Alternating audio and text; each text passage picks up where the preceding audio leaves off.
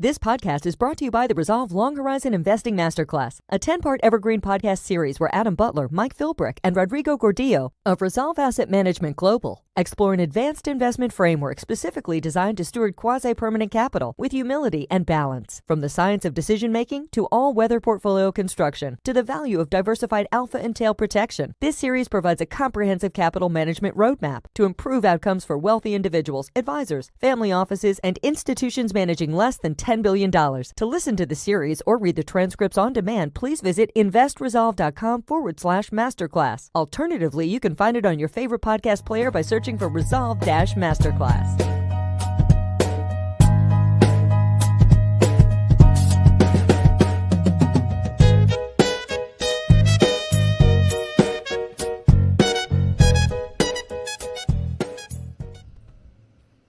All right, gentlemen. Welcome, everyone. Yeah. Welcome, Sounds Jim. like Jim Thank you. Great to be here. It sounds like you're riffing on some Dr. Dre beats on your intro there. 100% of the time. Yeah, I love it. I like it. I'm happy already. I love Dre. Got to get the chronic.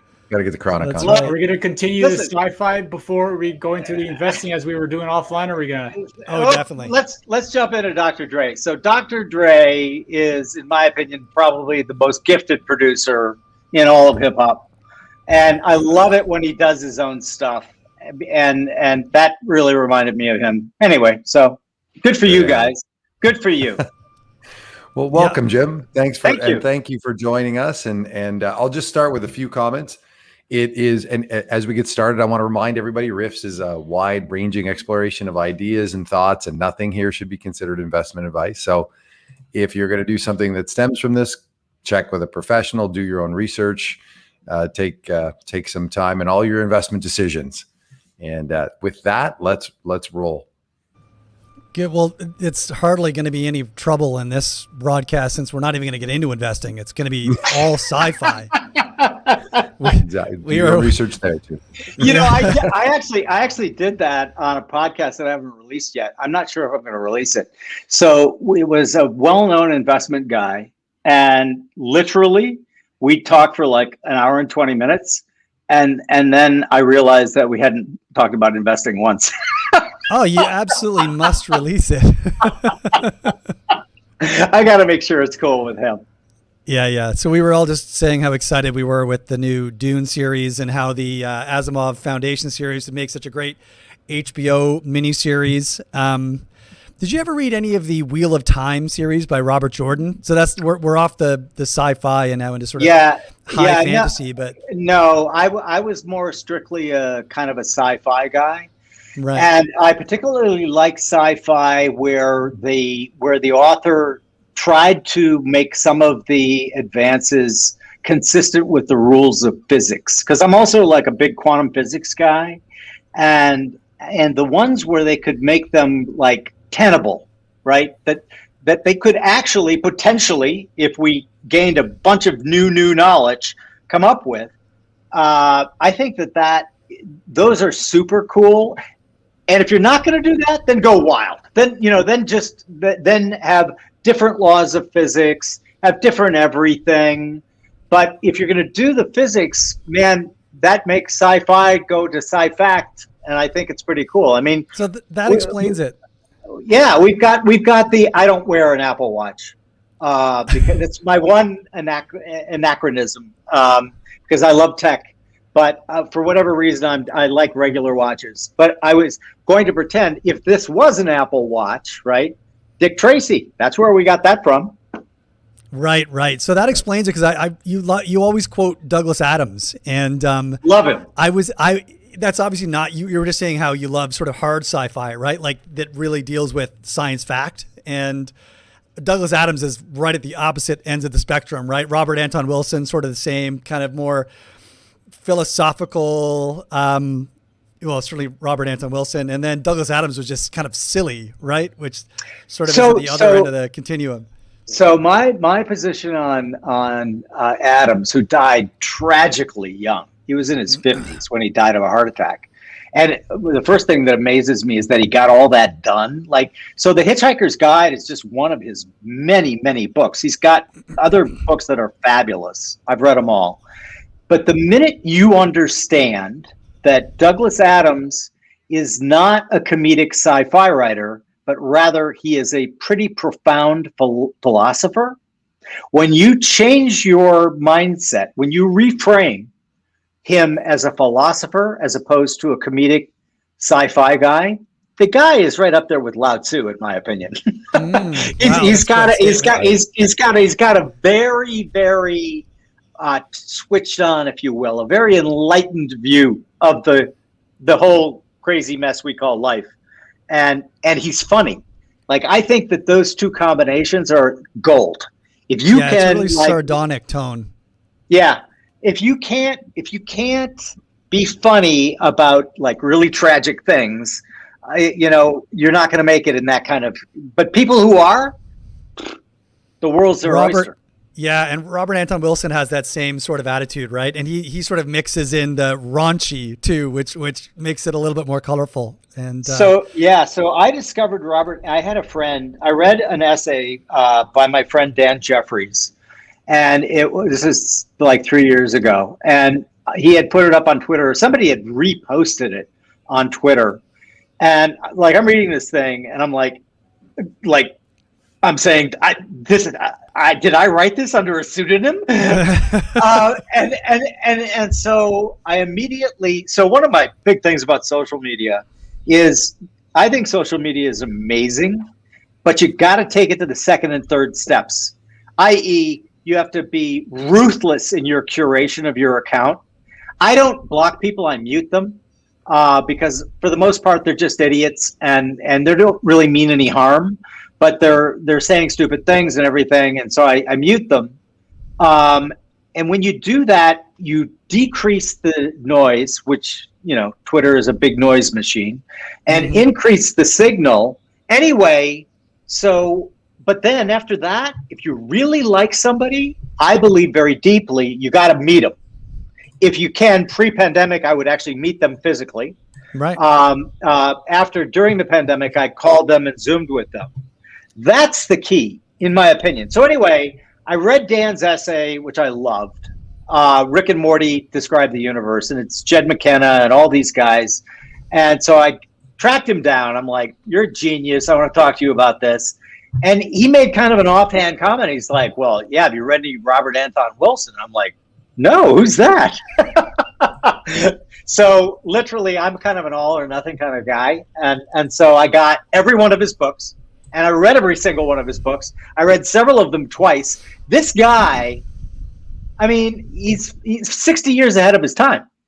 And half the stuff that he says turns out to be wildly inaccurate. Mm-hmm. But then the really interesting stuff that he's talking about, especially tech stuff, and especially what we learn about ourselves and culture and everything, man, bang on. Yeah. And so, he's like that, though. He's very, very funny. And raunchy. And raunchy. Funny works with me, though. If you're really super smart and you're also funny, you're okay in my book. So he was one of those. I remember my mom gave me this book when I was 15 or 16 called Einstein's Dreams. I went through a real quantum physics phase, too.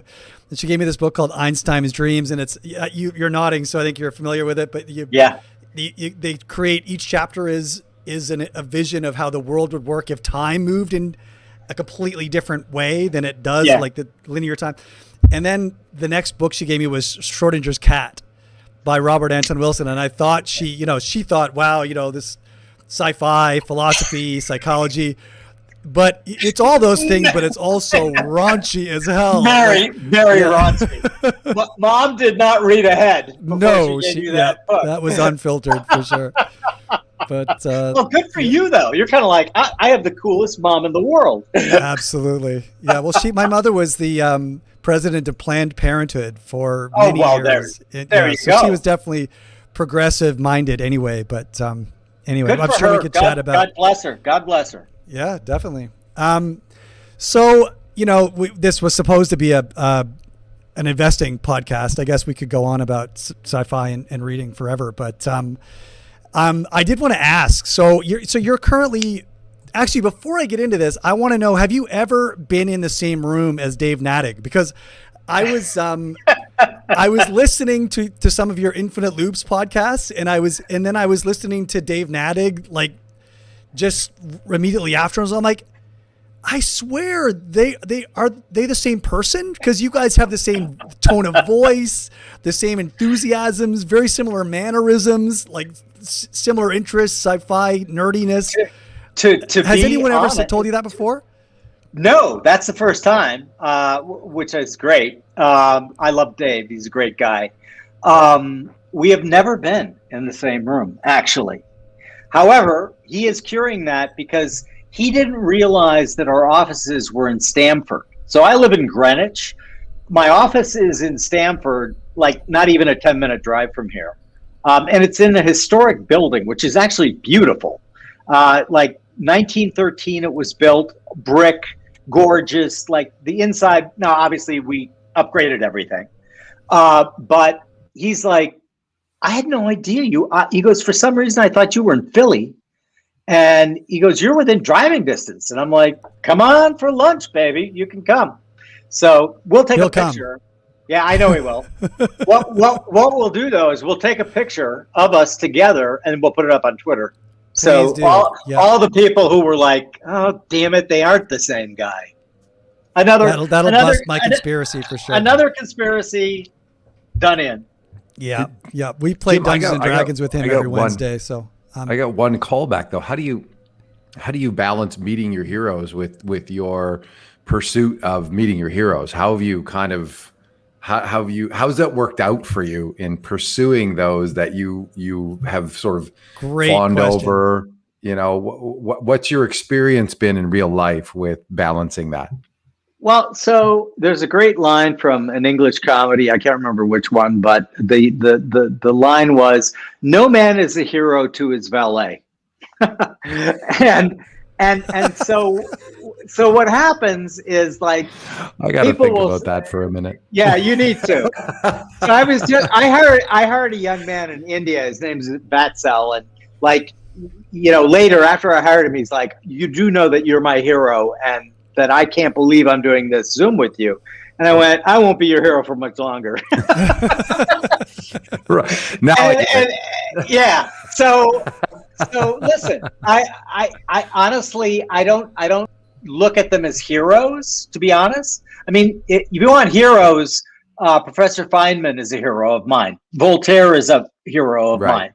But I look at them as like super interesting people.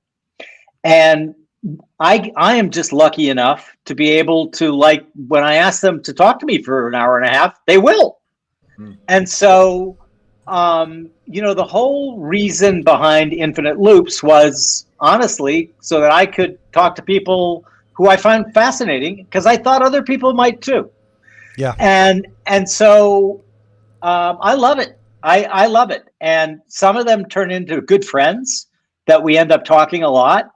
Like I mentioned, Dan Jeffries, who wrote the thing about Rick and Morty, and Jed McKenna Explain the Universe, which is very good. And then others, we just maintain a very good email DM kind of relationship. You know, Tim Urban and Alex Danko. Alex Danko is now going to be a permanent revolving guest, because this guy is literally so smart that he can talk extemporaneously about any topic. I'm going to do this as one of the podcasts, by the way. I hope he doesn't see this, because what I'm going to do is I'm just going to randomly select, I don't know, 5 really hard topics. And my bet is on him. He'll be able to extemporaneously, with no preparation, expand on them for 30 minutes, and what he says will be right. So guys like him, I mean, I love guys like Tim Urban's another guy, Wait But Why.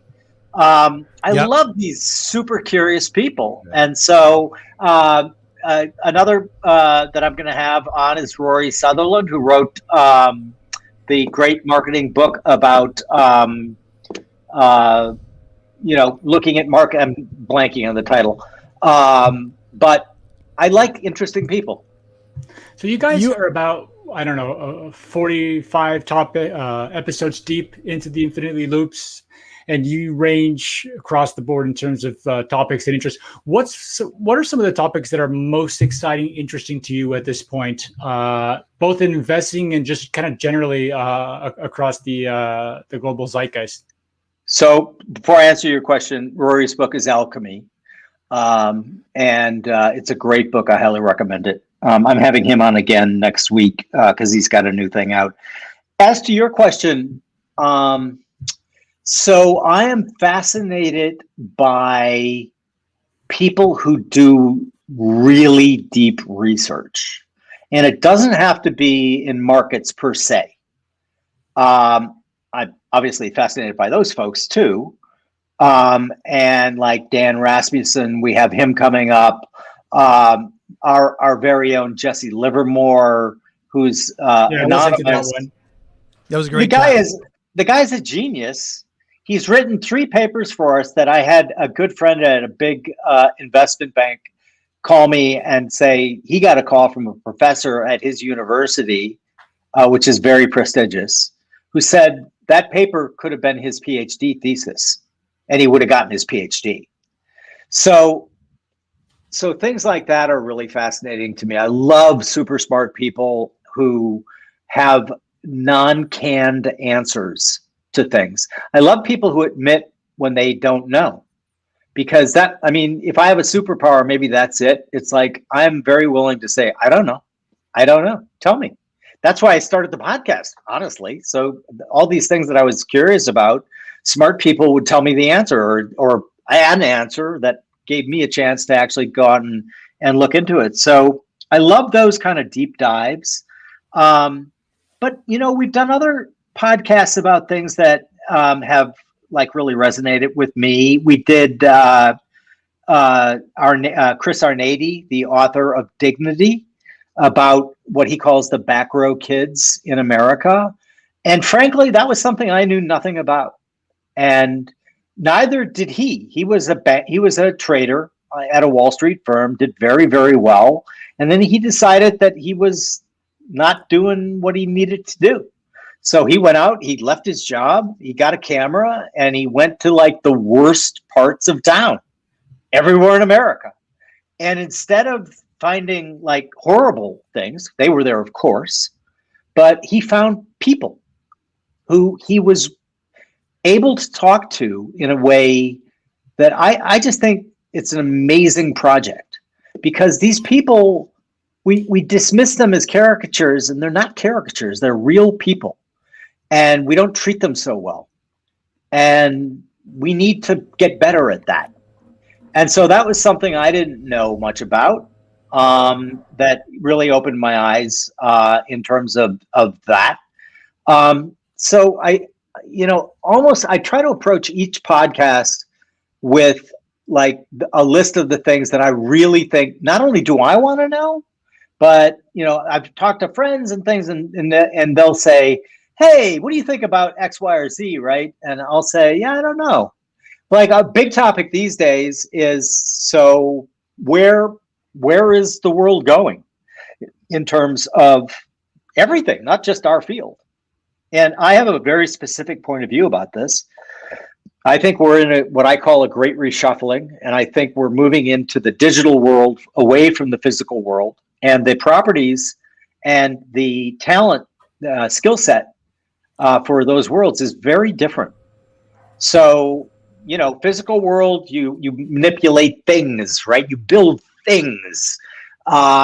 Physical world, you're a symbol manipulator. I'm a symbol. Everyone here is a symbol manipulator, right? So if you're good at that, you're gonna get really good at digital. Linear thought versus nonlinear thought. If you're able to think in a nonlinear fashion, which, by the way, a lot of people are not able to do, and it's not their fault.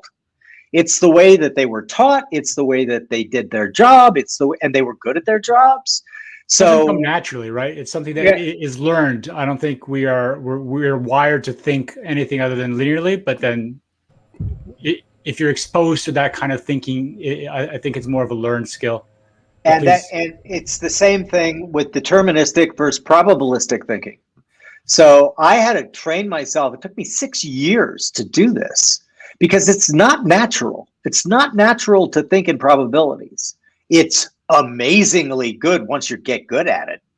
But so I also think, and I just had this experience happen to me, we've gone from a world where credentialism was the thing. So listen, my 3 children, 1 went to Yale, 2 went to Notre Dame.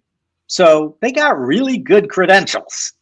But I think that the truth of the matter is we are moving from a world where that imperator of a Yale or a Notre Dame or, a big publisher is losing power fast. And so we're going from my degree suggests competence to a living, here is my body of work that is continually updated and you have access to it on the internet. So we're going to a living proof of work, ongoing, from a static resume. And I got to tell you, and the final thing there is geography, time, space, meaningless in this new world. The guy I hired is in Bangalore, India. And this kid already has been working for me for under 2 weeks. And he's already he's got the audios. He's got, a new website. He's got all these things I hadn't even thought of. And I just did a Zoom with him today. And he's like, yeah, Jim, what we really need to do is we need to take all of the transcripts and put them on a Substack and put them and email them to people. And, and I'm just like, yeah, great. What he said. Yeah. But see, the deal is we're all going to get access to this group of people. And importantly, they get access to us. Before, 10 years ago, Batzel, who's really smart, really with it, he was bounded by his geography. He couldn't make the most of his talents because his geography bound him. That's gone. That's gone. And so he's really good at a bunch of different stuff. Perfect for me. And so it's a win-win. As far as I'm concerned, it's a win-win. Now, listen, there'll be lots of dislocations because of this. And so I think we need to think about fixing certain things, right? We have to be open-minded because a lot of people, through no fault of their own, will not do so well in this new world. Other people will kill it because the final thing about this new world, at least that I'm thinking about now, is the leverage it gives you. And I'm not talking about financial leverage. The leverage of the digital world is breathtaking. Yeah, human capital leverage. You have disaggregated all the intermediation to having your expertise broadcast to the world in whatever specific domain you happen to have skills at. Amazing leverage, right? Like Metcalf law style leverage. Yeah. I'll tell you How do we adjust the education platform in order to sort of nurture probabilistic thinking and nurture the items that we've talked about for the digital world for those that are coming up through the system? Obviously, there'll be those who have a natural proclivity. There'll be those that have some luck that trips them in that direction. How do en masse do we sort of lift the average of the entire population? I know that's a big one. Yeah, that's that's where my mind goes. I'm like, yes, you're right. Okay, so now what do we do as a society? You're giving Jim a chance to say, I don't know. I mean, this is perfect. Other than that, yeah, no, I don't know. I think about that a lot, actually. And listen, we have essentially a 19th century educational system in this country.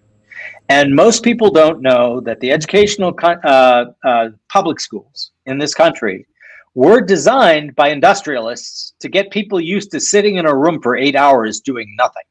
Yep. And because that's the job they were going to go into at the factory, and they needed to be trained for that. Follow rules, linear thinking, exactly. Linear processing. Yep. Don't you dare think about thinking for yourself.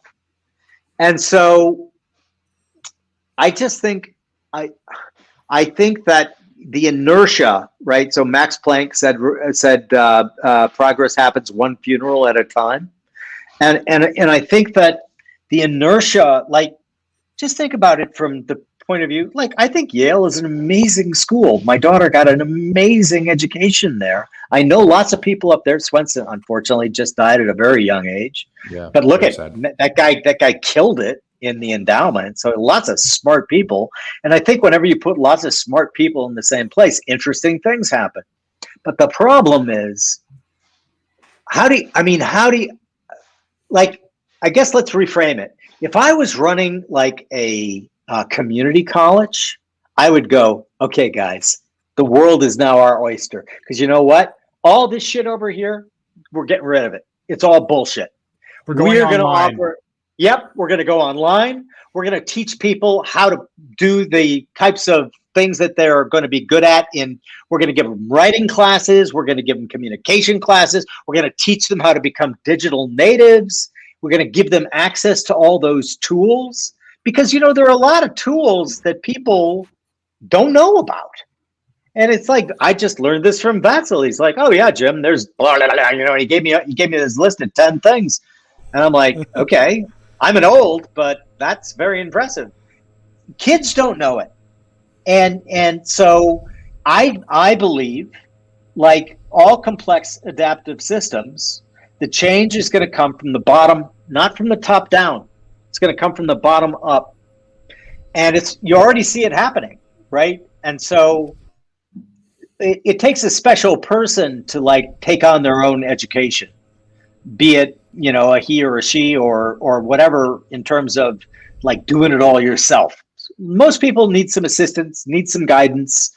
And that's where these kind of, like, honestly, you know, community style colleges, what do they have to lose? Nothing. Especially because of the state of where universities lie, right? Because the signaling mechanism that, you know, higher education, especially in the US, provides, there's a lot of networking and there's a lot of bona fides if you're going to a great school, but it's become so inaccessible to a large chunk of the population. Or if they do get access, that they're laden with so much debt that chases them for the rest of their life. Whereas the internet now provides you with, you know, access to pretty much the entire domain of knowledge of humanity. It's more of a question of frameworking, right? So I wonder, what do you think about the role of kind of universities into the next few decades into this framework of maybe providing a cheaper education, but more you know, broader for a larger chunk of the population? Yeah, that's a great question. So I my daughter and my son-in-law are staying here, and I'm getting a chance to know my latest grandchild, who is a 6-month-old girl and a delight. But we were talking about it the other day. They're both Yale grads, and I kind of like, I have no problem asking people radical questions. And I'm like, why does Yale charge anyone? Why isn't Yale open to the smartest people on the planet that Yale gets to pick? And sure, let's get some kids from, let's intentionally pull kids out of disadvantaged environments. Let's intentionally find that smart kid that's in really shitty circumstances, and their endowment could pay for it all. And they kind of do that. I mean, the challenge is it becomes before that, right? So all of those colleges, the NESCAC largely, and the Ivies are needs-based financial assistance. So if you get in, then finance will not be what stops you from attending. The challenge is that if you get in, right, it's that how do we identify those smart kids, nurture them through their high school years so they don't go off on a different track. Yeah, but the kid from Bangalore never gets a chance to apply. Right. Agreed. Well, nor does the kid from the inner city in New York. He or she never gets a chance either. If we were really to look at that person that were able to, under those circumstances, maintain a GPA in order to qualify, it's a really tough set of circumstances. Go ahead, Jim. So you're right. But I would suggest to you that you're looking at this from a top-down perspective. Right. So I think it's got to be emergent. Yeah. Right. I think the solution is to put, let's stick with Yale or Notre Dame. They have the resources to put a ton of stuff online and monitor it. you know, who's doing really great things, and then say, oh my God, look, this is coming from the Bronx. Let's look into this person. Yeah. Oh, this is coming from Bangalore. Let's look into this person. Because the tools are there and are very monitorable, right? Put that stuff out there. The worst thing that happens, yeah. So the worst thing that happens is a bunch of kids get educated, which is an awesome thing. But the best thing that happens is Yale makes a big deal about it. People are very drawn to ceremony and to achievement and to recognition of achievement. I mean, like, say what you want about him. Reagan, so I was a kid when he got elected president. Before he got elected president, I don't think the mood of this country was any worse off. I mean, even today, Americans were bummed out. I mean, literally, like, our world was going away. We made shitty cars. The Arabs were embargoing our gas, and it seemed like we didn't control anything. And then all of a sudden, Reagan gets elected, and the guy was, Mr. Sunny Disposition, but he did something that was really genius, in my opinion. He probably wasn't his idea. He surrounded himself by smart people, that's kind of like lesson A if you want to get stuff done. And intentionally make sure they're smarter than you are, and then let them be smart. Anyway, so what he did was this whole hero. During his State of the Union, he started this thing where it first started with 1, then it was like 2, and then it kind of like exponentially grew. But he picked people intentionally that anybody knew. So a cop who saved a 6-year-old girl from drowning, an army guy who jumped on a grenade and saved all of his buddies and didn't die, right? I mean, these were like, my mother was like weeping when he's acknowledging these people. And his other genius, and this is also kind of one of the texts or verses in my favorite Tao Te Ching. What Reagan did was, there's a great quote that I just had up. Eleanor Roosevelt had it. And it was, a great leader makes people believe in him. The greatest leaders make people believe in themselves. And that's what Reagan did with these people, because what he did was he always said, and I'm not a Republican or a Democrat, I'm a registered independent, and I have voted for and given money to both parties. But his magic was that. The guy, when he died, I was in California and we were listening to the commentary on NPR. We were going for a long drive to a friend's house.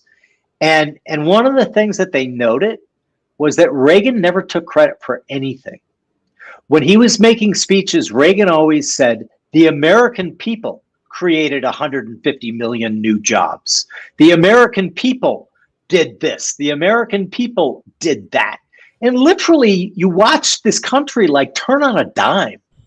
And, Wall Street, 82, I was on my honeymoon. I was 22 years old, and I'm in Europe, and I'm reading about this runaway bull market. Well, back in those days, it was up 22 points. Oh, my God, for the Dow. But the thing is, a lot of this stuff is perception, right? So getting back to Yale, getting back to Notre Dame, getting back to the Harvards of the world, put that stuff out there. Their imperator means a ton. If you've got MIT or Yale or any of those, Notre Dame, any of those hallmarks of these great universities, people are going to just naturally be swayed by that. Make it free. Give the tools to everyone, access to everybody. Highlight it to those kids in those neighborhoods. Send out emissaries. Make sure those kids are using it, and then pick from them. And when you pick from them, make a big deal about it. Bring them to Yale, bring them to Harvard, bring them to MIT. Let them bask.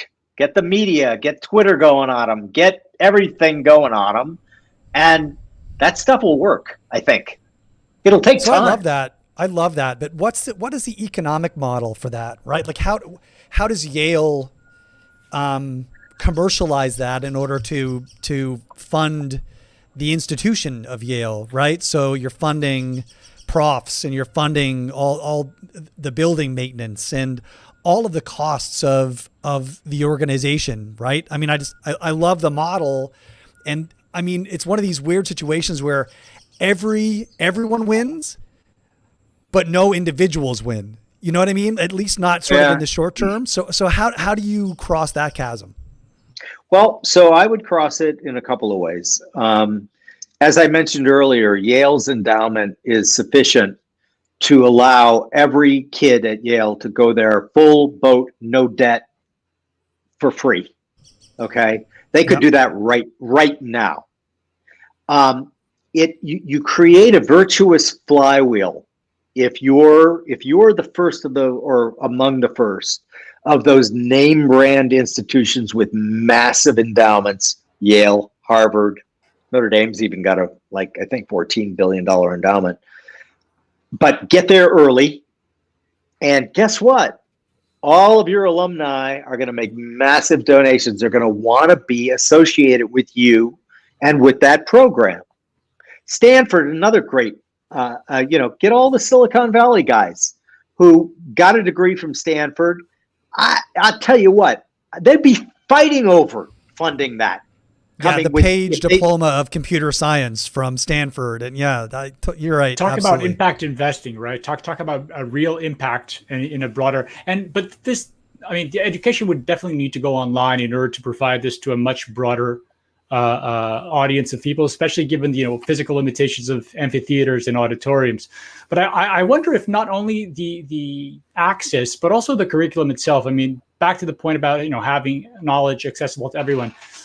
Isn't there an argument now that we should be teaching people how to think and kind of mental models and things like that, as opposed to teaching them, geography, history? I mean, obviously all those things are important and everyone should be reading them as it is. But I think teaching people how to think and mental models, which was a concept that I didn't really know when I was going to college, and I learned later on in my career, which I thought was and back to the point about learning how to think exponentially and probabilistically as opposed to linearly and deterministically. So I think that's kind of I wonder how far universities really are to sort of a revolution in that direction. That's a great observation. And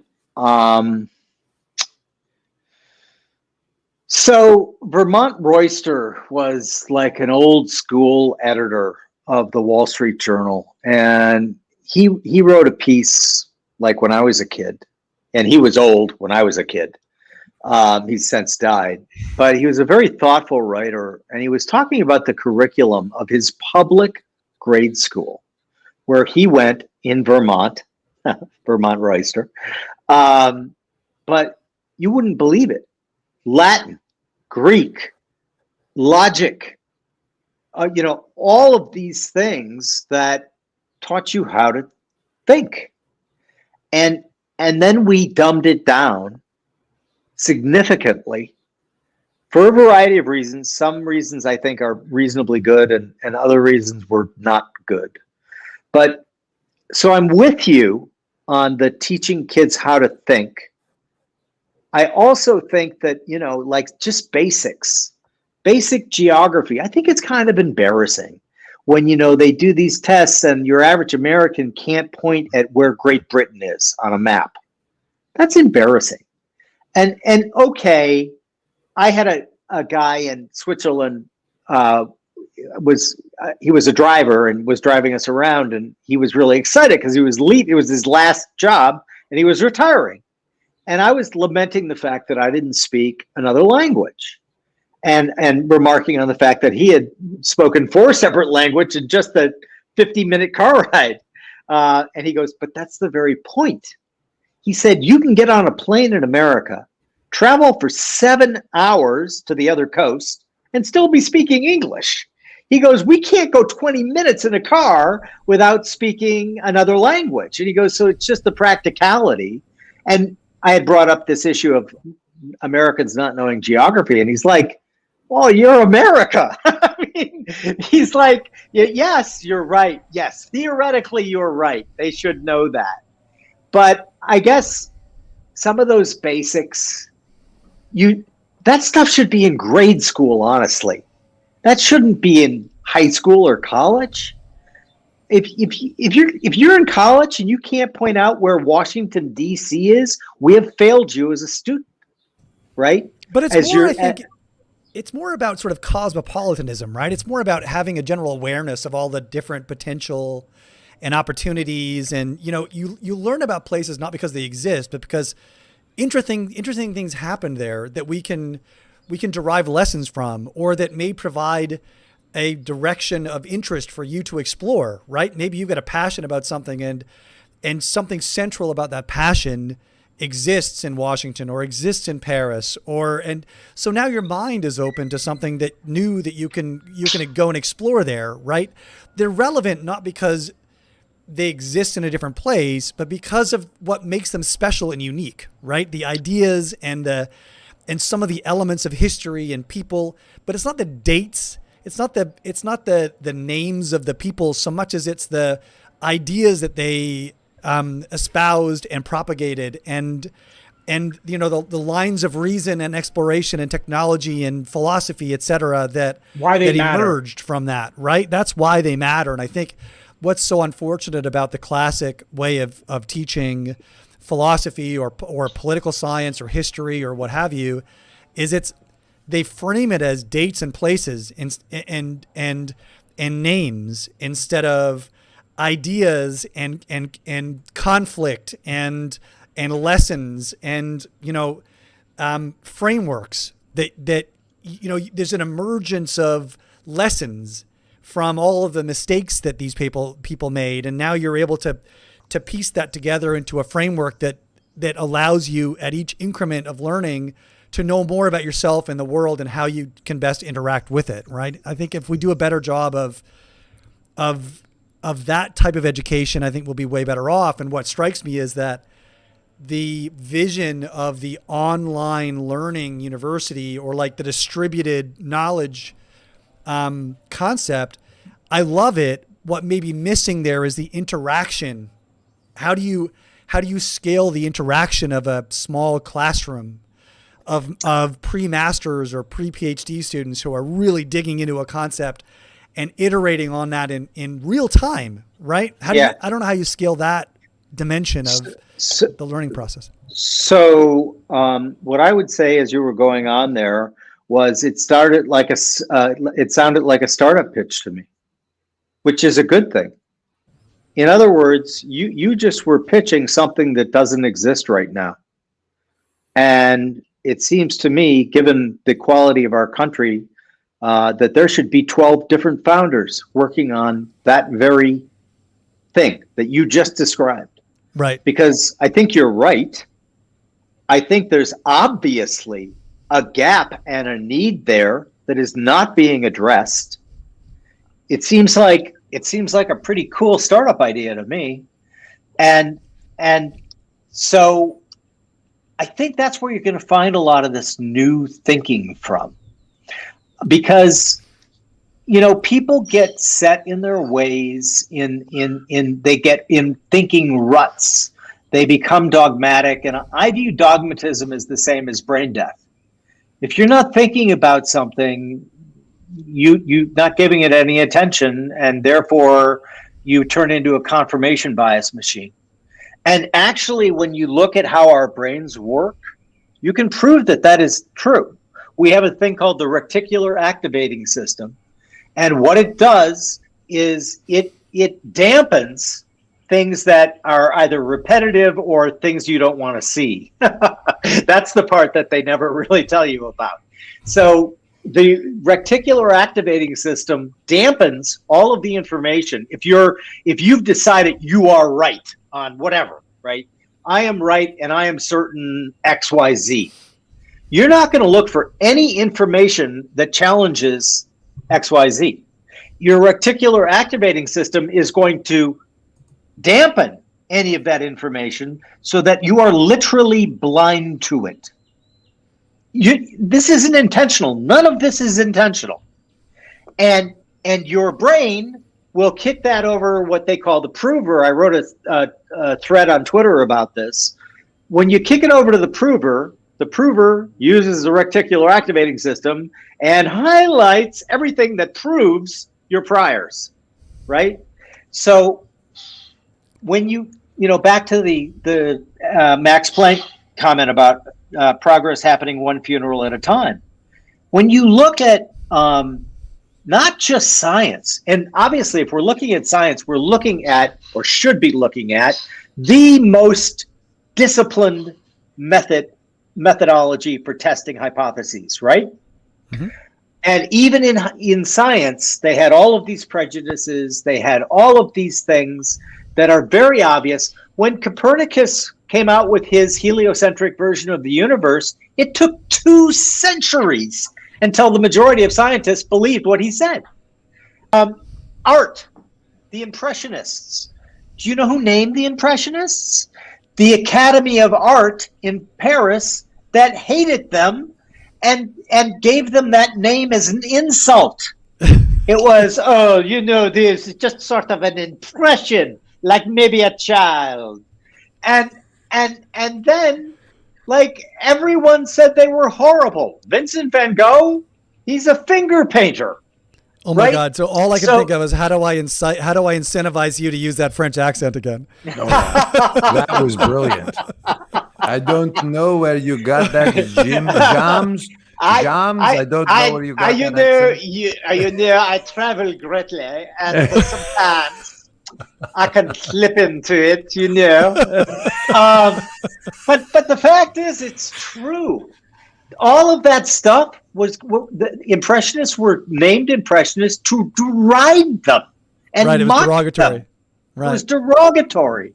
And so, I can't expect our advanced educational systems and all of the administrators and all of the middleweight deadwood to be like what you can't convince a man or woman of something where their paycheck accounts for them not understanding it, Mr. Upton Sinclair. Yeah, and so the way around this, in my opinion, is again complex adaptive system. Change happens from here. Entrepreneurs should be all over this shit. They should be like, that's a really good idea. Anyone who just listened to you, an entrepreneur out there, was like, that's a really good idea. And then come up with ways to get Yale involved. Come up with ways to get Notre Dame involved, MIT involved, all of those things. And what you'll see is a gradual evolution. But the other problem is most people confuse learning with completing a set of courses and getting some certificate. Memorizing. Yeah, with credentializing. With credentializing. Yeah. And that isn't what learning is. Learning should be a lifelong endeavor.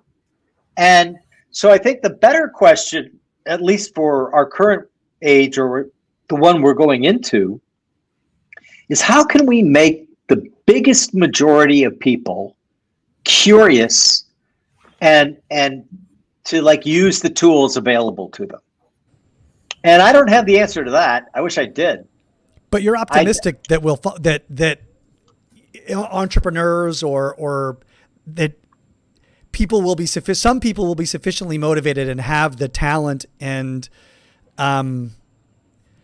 passion to see that through. And what strikes me as I hear you or read your tweets on Twitter and I listen to your Infinite Loops and I I've had occasion to read your books, but this mosaic appears, and one central characteristic that always jumps out at me about you is this sense of optimism. And I'm wondering, because I've struggled to find that kernel of optimism over the since 2008, I've become really pessimistic. But you've seemed to maintain this sense of optimism. Where does that come from? So I just reread the book, The Beginnings of Infinity, Searching for Better Explanations. And it's by David Deutsch, who is a quantum physics professor at Oxford. And I read it when it first came out in, I think, 11 or 12, so 10 years ago. And then I decided I was going to reread it because I remembered at the time he had made a killer argument for why we need optimism to triumph over pessimism, and that it is vital to our advancement as a civilization that be the case. And I was really taken with his book. I highly recommend it. It's not like a super easy read, but if you only here's another thing. Just read the chapter on optimism versus pessimism, and you will have gotten 95% of the benefit of that book, because he demolishes the idea about pessimists, because pessimists always are basing things, thinking that they know what's going to be discovered 10 years from now. And he gives this wonderful example. He says, were scientists in 1900 arguing the merits of the internet and nuclear power? And he goes, no, they weren't thinking of it at all, because it hadn't been invented. And so pessimists rely on there being no new ideas. And listen, just in our short life periods, right? America, when I was born in 1960, to America today, unbelievable advancement, unbelievable change. Yes, there are all sorts of problems still, but the progress, and then look at the world, look at the people who are emerging from poverty, billions and billions of people in just the last 20 years emerged from poverty. Look at the new vaccine with the mRNA. People don't understand that was impossible without computer intelligence, right? We didn't know how to fold protein. So if, let's say COVID happened in 1970. We're fucked, because we can't fold protein. We would have to do an old style vaccine that included some of the virus, right? Like the one for polio and all that. And then we would have to test it on a human population set like they did with polio. And guess what? They had to change that polio vaccine quite a bit. Well, with the new thing, it doesn't include any of the virus, so it can be repurposed, because it's the very stuff of DNA, RNA, right? Because we have the basic genetic code of humans mapped, people don't understand that. You think that, well, it's only been in the body for a year. They've done 100-year runs on different billions and billions of fake, right, but imaginary agents, but with all the characteristics of real humans. They've backtested humanity. They've backtested the virus on humanity. Yes, they did. So it sounds like you're just selling your optimism. That you're just basically selling a put on humanity. Instead of buying the call, you're taking the pessimism and you're just selling that put, and you're going, you know what? You don't even know what you don't know. This is good. This has legs. No. I'm buying a call. Are you crazy? It's like, I am wildly optimistic on, as long as our country remains ruled by the rule of law, as long as we have freedom of speech. And listen, there are agents today actively trying to make that not so. And, I'm not a very political person, but what I am is fiercely anti-authoritarian, of whatever school you happen to belong to, the extreme left or the extreme right. They both want the same thing. Amen. They want you to shut up. and as long as they can't make you or me shut up, as long as they can't make investors, go out and take risks, God bless. I'll be long this all day long. I'll have not only call options on it, I'll own the equity.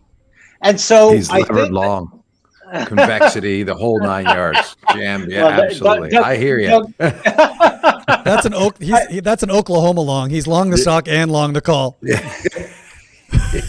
I love that joke. I haven't heard that one in a long time. It's totally good. I had a friend who was like a master trader, and he ended up as one of the real senior people at one of the old iBanks. And so I was asking him, I'm like, so did anyone ever really screw you in a trade? And he goes, yeah. He goes, there was this guy he always traded from, and he would always start with, Well, I'm just a country boy, and I'm sure you're just going to take me to the cleaners. And of course, that was the only alert. It's like when you have Honest John stop by, count your spoons after he's gone.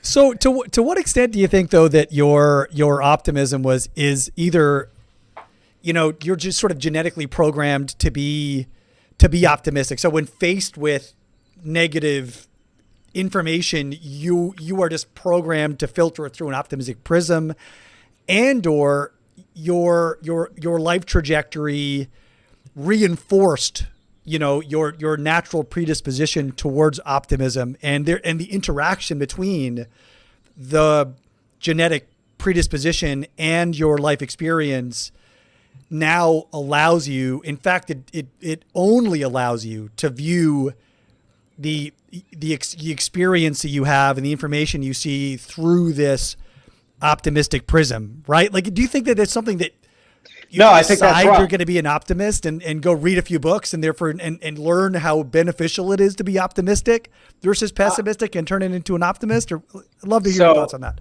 Yeah, sure. I think that obviously, is there a genetic component to it? Yeah, there's a genetic component to everything, right? But how much of one? There's still a lot of debate about that, right? How much of it was the environment you happened to be in turned on that gene? How much of it was the environment you happened to, it's like books, right?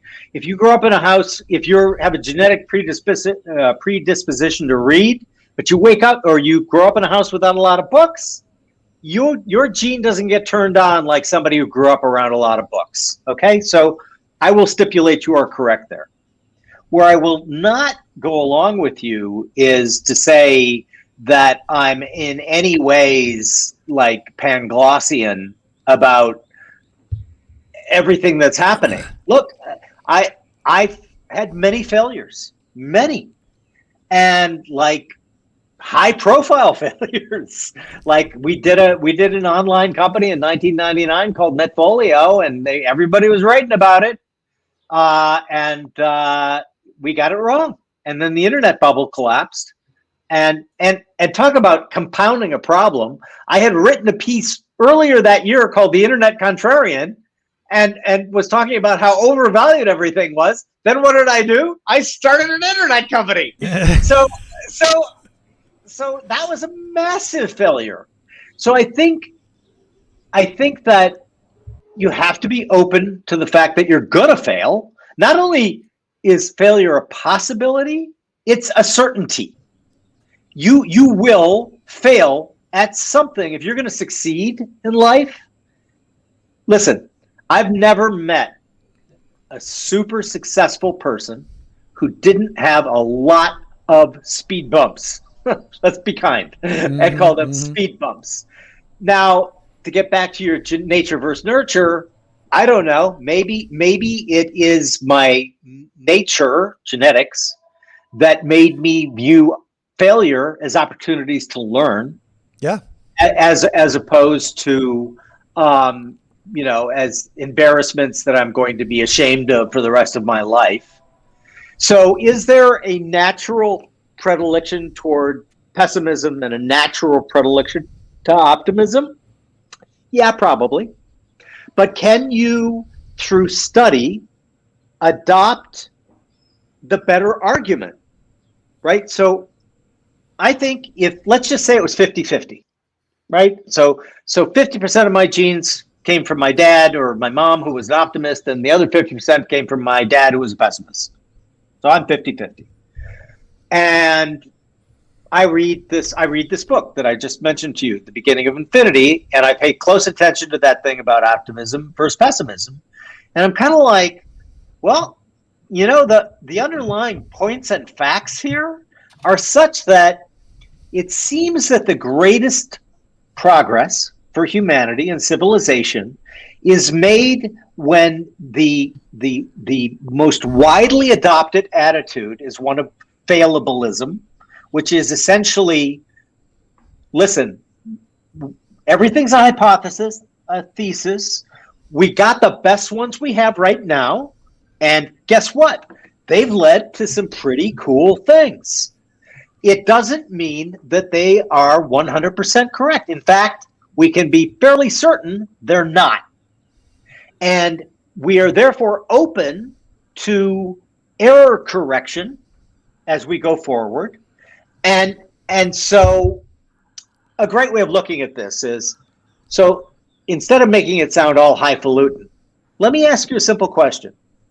Would you rather live on an Earth where everybody said when there was a meteor coming straight for Earth and was going to obliterate life on the planet for everybody in a week, would you rather be with the guys saying it's God's will, or would you rather be with the guys who said, thank God we studied this for the last 25 years. Thank God we have these nukes that is going to nuke this thing right out of the sky and save the world.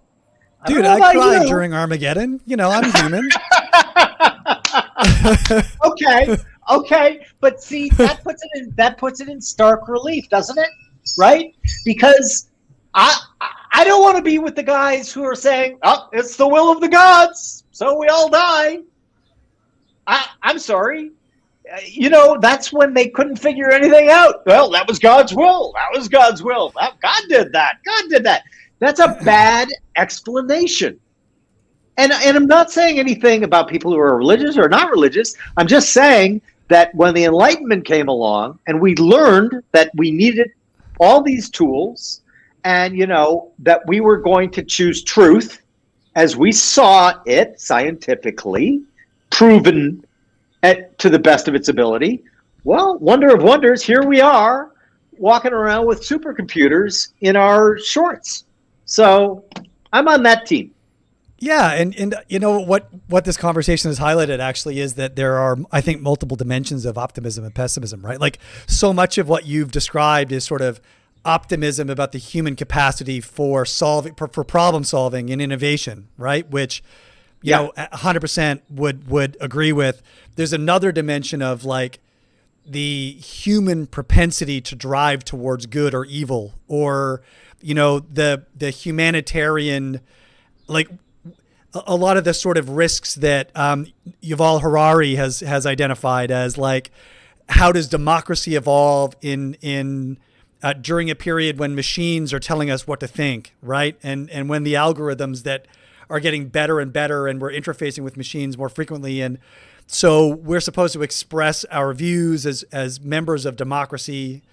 But when the machines are programming our views and you know, commercial interests are able to influence, those are the types of things that I think are, and then, you know, the incentives and political alignments and all these types of things end up being like, there's a techno optimism, which I think is I would find easier to get behind. And then there's sort of more of a humanitarian optimism that I think may be a bit more complicated, but the crowd is complaining about our philosophizing. So apparently we're yeah.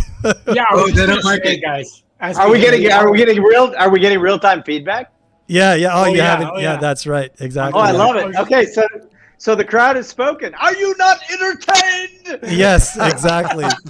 No, but I was going to say, after we've reached the hour mark, I think we would be remiss to not even mention the supposed title of today's conversation, which was the evolution of investment management. So let's just maybe touch upon that briefly. Wait a second. A slight pivot. Is this our show or their show?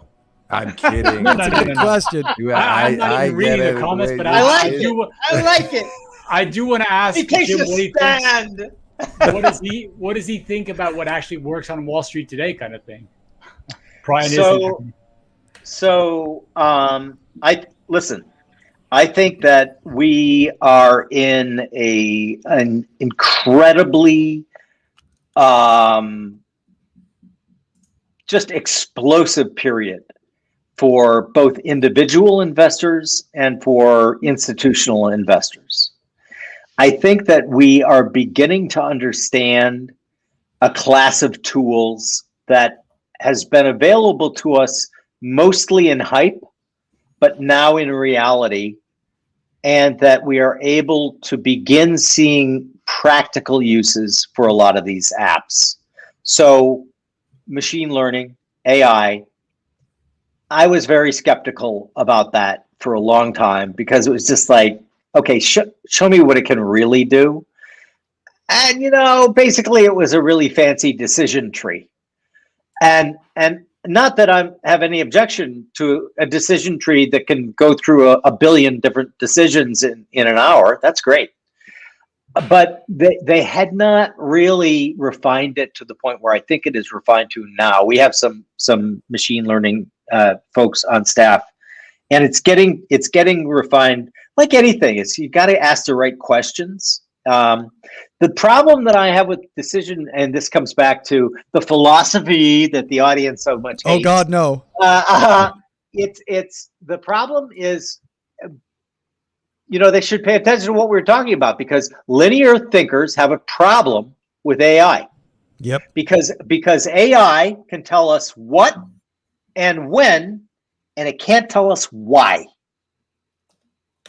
I'm quite comfortable with that, because that's the way I think. Most people are not. If the narrative is not attached to that, and of course they will attach narratives to everything, and they'll be bullshit, but people will believe that. But really deep thinkers are going to be like, the machine learning isn't really giving a reason, is it? And if you're going to give them an honest answer, you have to say, no, it's not. So I think that there's that tool set. I think the fractionalization of things is good both for individual investors and for all investors, really. And then, obviously I'm going to talk my book here. And I think customization is the future. I believe so passionately in it that I'm willing to say that if you are an advisor and your client group is rich people, if you don't have the ability to customize their portfolios 5 years from now, you're not going to be in business for much longer. Because we took a small group on advice from some very smart venture capitalists. We didn't take any of their money, but we took a lot of their advice. And they said, you know what? Take 9 customers to begin with, and then make it perfect for them. And I got to say, that was like the best advice I think we ever got, because we would have gotten it wrong. What we figured out by making it perfect for this group of 9 advisors were things that we thought were like low on the totem pole were number 1. So tax optimization. It is not a trivial matter to be able to, at scale, tax optimize everybody's portfolio. We can do that at Canvas. That is the far and away, if you were just taking a poll of like all of the users of Canvas, the end user, the wealthy person, that's the one that they love, because you can generate anywhere between 75 and 125 basis points of what we call tax alpha simply through the management. Doesn't matter what the market's doing, right? And then the other one that we would have sneered a little at, just to be honest, because we'd only seen it as all story, all hat, no cattle, as the Texans would say, was ESG investing, right? And it's like, we read all these things about it, but we weren't seeing the money. It's like, where's the money? And the money is the revealed preference, right? The articles are the stated preference. Yep. And the two are very often very different. So, but now we're actually seeing that come in. And so our version of ESG is, we're not going to lecture you about what your values should be. We have the tools so that we can make the portfolio reflect any of your values. So let's say you're kind of wacky and you think that I don't know, drugs should be legal. You want to own more pharmaceuticals. You want to own some of the pot companies. Okay, we can do that for you. I'm sensing a theme, Jim. and then if you're one of the more traditional climate change, the challenge there is when you look at the mutual funds and the packaged products, the names that they have in there are not good names around climate change. We have, because it's all customizable to you, we have the ability to just cherry pick. And we can get so far down by what kind of carbon footprint do they have. We can tell you what it is. Another one, women. So I've got a bunch of daughters. I've got a bunch of sisters. I like women an awful lot. And they've taught me a tremendous amount. So I think this is great. And I'm probably even going to have a portion of my portfolio dedicated to this, which is let's overinvest in companies where 20% of the either C-suite executives or board members are women. And here's another advantage that we have that other people don't have. When we were asked that list didn't exist. Now here's something machine learning is very good at. So we got our guy on the phone for machine learning, and we're like, there is no list showing 20% or greater female C-suites or board membership. And he goes, when do you want it? And we're kind of like thinking, well, if you could get it to us by the end of the month. This is the beginning of the month. He goes, you'll have it this afternoon. So we have the only list that I'm aware of. There could be other ones now, but we have the only list of all the companies that have 20% or greater women running the show. The point is, we have, 52 separate things that we can break down ESG portfolios for you on that other people just don't have. And then, frankly, let's say you work for Google. You're going to go to any investment advisor who says, yeah, you got all that Google stock. I think we better double up on that and lever long into technology. If he's a good advisor or she's a good advisor, she's probably going to say, we might want to immunize that Google holding. Easy. So my point is, after you've had this experience, and we've actually gotten this feedback, right? With our clients, which are registered advisors, right? Their clients are rich people. And the feedback that they're getting is, I will never, ever buy a packaged product again. Why would you? Because, we have one guy, I don't know whether you guys know Howard Lindzen.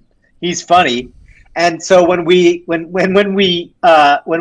announced this, we did what we called the S&P Howie. And Howard only took out 5 stocks from the S&P, and he only took them out because he hated their guts. just like idiosyncratically, did we lose him? I think we lost him. It was a great pose, though. I mean, if we had to lose him, that was the pose. Is amazing. Yeah. Oh my God. I wonder if he kicked the cord on his computer or something. Could be. Yeah. Oh no. I was dying to know because he said that they would have gotten it wrong if they had to sort of guess what the priorities of the advisors would be, or what were the priorities clients.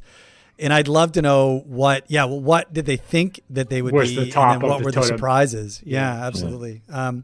Because I would have sort of assumed that the tax optimization would have been had to be top, near the top. Yeah, but it sounds like they had not anticipated that. Totally agree. But wow. Well, I think the point on ESG is one of the main points of struggle I always had until talking with Dave Nadig and what's his name, Tim, Canadian guy, but it was really about the customization. So I was like, who's E, who's S, who's G are we speaking about? And Notre Dame, it's been mentioned a few times on today's riff, is one where you can get a clear identity on your ESG due to the Catholic nature of the institution. So there's some religious connotations there, and then they have some other pretty well thought out from their perspective of values with respect to ESG, and that makes an immense amount of sense. And then rather than buying a packaged product where you're buying an approximation of your values via somebody else's rules, being able to sit down and sort of say, well, no, actually, here are my values. Here's where I'm willing to, or here's where I'm insisting upon making changes. I think it's such a misnomer, right? I mean, this ESG ends up being, it's like Ben Hunt, ESG. Like it's a meme. It's not even a thing, right? Like what it is, it's sort of, it's value expression, right? And so what you're allowing is, I have all these values. Howard Lindzen loads 5 stocks. Who knows why, right? But that's whatever his value framework is, drives towards really hating on these 5 companies. So you can express this particular idiosyncratic value through this customization. And you can obviously express all sorts of moral or ethical or other types of values and or economic values with like having a particular exposure to an industry or a company. Had a long conversation with a very wealthy client of ours just earlier this week who had just spent a lot of money on a new home and, questioning about cap weighted portfolios or diversified portfolios and what is the natural exposure to real estate and how to proxy that and how to hedge it or how to manage around it in a portfolio. So, I mean, these are the real problems. They're not problems, but challenges or idiosyncratic items that investors want to navigate around, and it's neat. Real estate is always tricky because if you're talking about your primary residence or even a secondary home that you use quite a bit, you derive such utility from that. I mean, your primary residence, no question about it, but that it's hard to think of it as exclusively an investment. Although, of course, you need to consider it within the context of shouldering the burden of mortgages and taxes and all that. But I always find this conversation with my wife and just with friends in general, the real estate conversation, unless you're talking about real estate properties, which you can think of as a, fixed income-esque component of your portfolio that has some inflationary protection aspects to it, it is always very tricky to think of your primary residence exclusively in the investment domain because it's your home, right? It's where you raise your kids. It's where you spend and if you don't live there, where do you live, right? If you're not going to move, then you're just going from one price one home at a certain price to another home at the same price, right? So it's not an investment if you can't liquidate it at the end. And I guess you've got this home equity extraction innovation, which is helpful for sure. But the other point is nobody waxes a rented car. Right. There's a certain amount of ownership pride that comes with your home ownership, which is, to your point, Richard, I want to move a wall. Well, you can't, it's not your house, you're renting. But there's both sides of that, right? Certainly Toronto has had a pretty spectacular run. Places like Australia, where the housing market has had a return vector that's outstanding, plus the ability to lever that. And then I think people don't sort of factor in all the costs. I know that, when I've owned property and I look at, the amount of money that goes into improving the property, the interest rate costs, the taxation, the upkeep, people say I bought it at $100,000 and I sold it at $1 million and I made 10 times my money over 30 years. Well, no, we got to go back and add up the expenses. How many additions were put on? How is the property maintained? How many times did you redo the bathrooms and the kitchens along the way?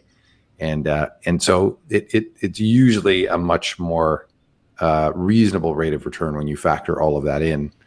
But sometimes certain areas have great runs and you get some. Well, Bob Schiller has gone back to the late 1800s and examined the return on home ownership and concluded that essentially after all of those ancillary costs that it basically keeps up with inflation and it lags investments in global equity markets. But, as you say, right, different generations get lucky. Try to tell that to somebody in Toronto over the last 20 years. They're going to and the last 2 years disagree. The last 2 years has been just kind of the last insane. All of the years. Right. Try to tell the kids of today that and they won't believe you.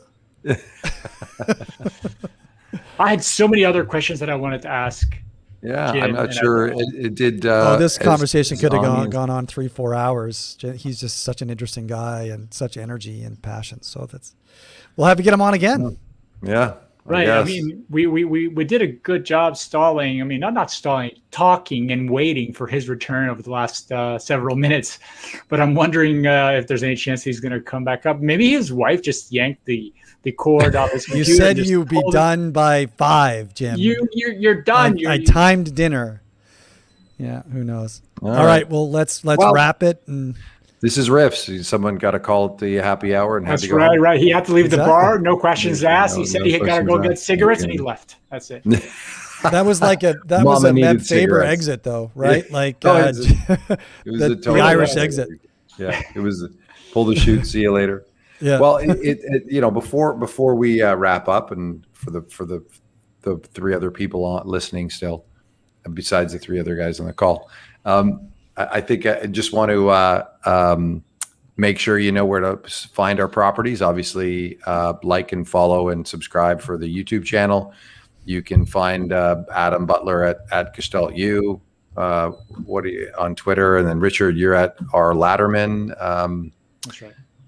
And then Richard, who's our next guest? Because I think you've done the Juliette de Klerk, right? Actually. And she's a macro strategist, really interesting thinker. And she, I listened to her recently. She is of the opinion that equities are by no means stretched, and this equity market has legs.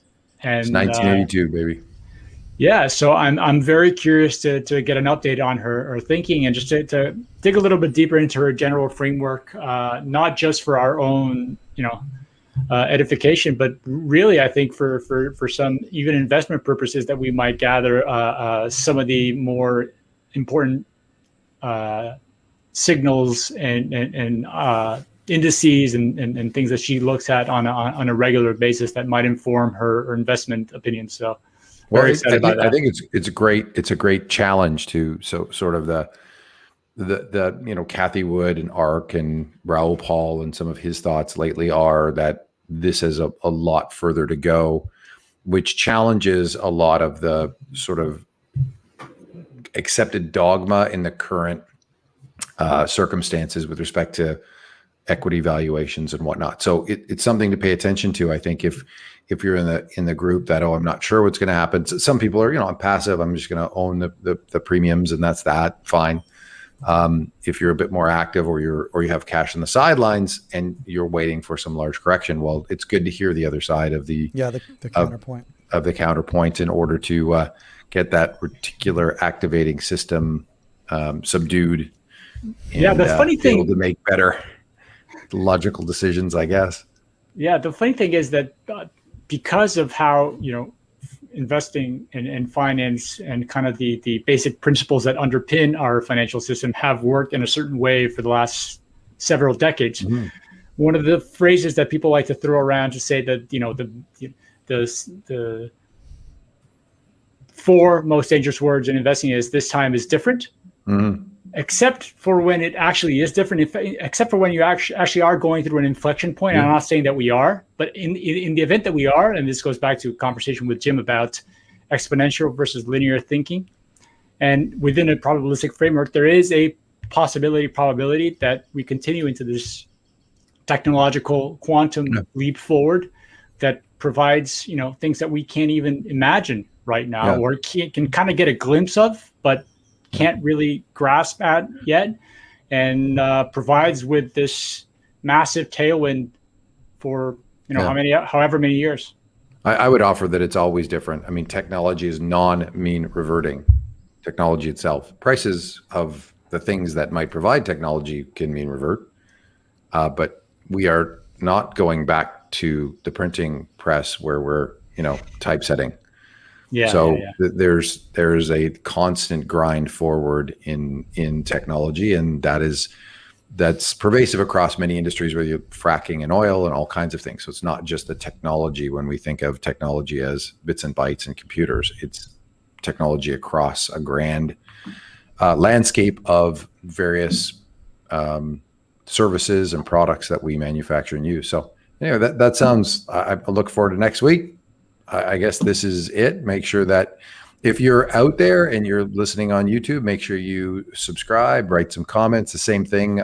If you're listening to this after, you can find us on all the podcast venues, iTunes, Google, all of them. And so enjoy, and wherever you're picking up your podcast as well. And we'll leave you to your weekend. Wait, Mike, wait. Yeah. Oh, wait. What? No, he's not coming back. No.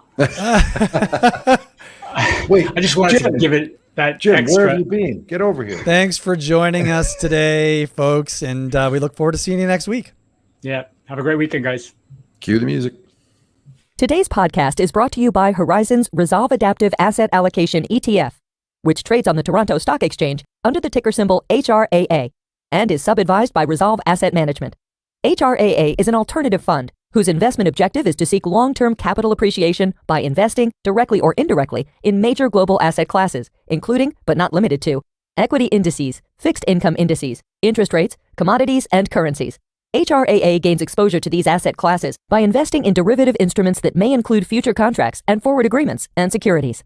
HRAA will take long or short positions, using up to a maximum of 3 times leverage in asset classes such as equity indices and fixed income asset classes, commodities, currencies, volatility indices, and other alternative asset classes. To learn more about this, please visit www.horizonsetfs.com/HRAA to read about the ETF's investment objectives and important disclaimers about the risks associated with an investment in the ETF.